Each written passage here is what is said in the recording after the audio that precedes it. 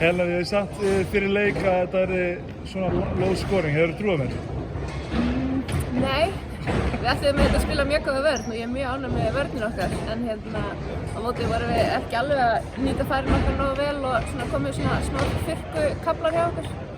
En svona heilt yfir þá bara er maður ótrúlega sáttur. Þetta var bara eins og ég segja, þetta var svolítið svona varnarslagur í kvöld.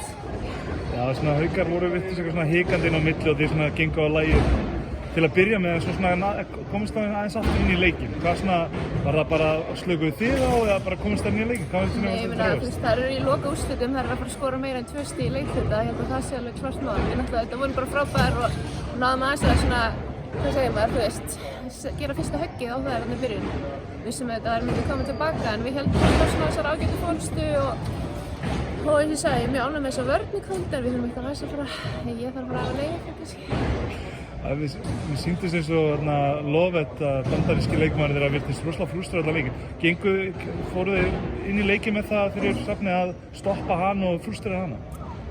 Nei, það eru þetta bara góður pluss en við þetta bara, það eru með fullt af góða leikmönnum og við erum búin að skoða þær vel og voru svona undirbúnar í að spila bara mótið með þetta eitthvað eitt sérstakann þannig að það var þetta bara lítið dæmt eins og á að vera í lokastundum og það er harkað og gaman og hún var orðin pirruð og fleiri voru orðin pirraðar en svona sá þetta bara að vera þetta.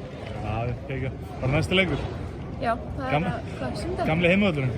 Já, ég hef aldrei spilað heimavelli í Ólafsvík þannig að þetta er ekki alveg þannig. Allt í lagi, takk fyrir það.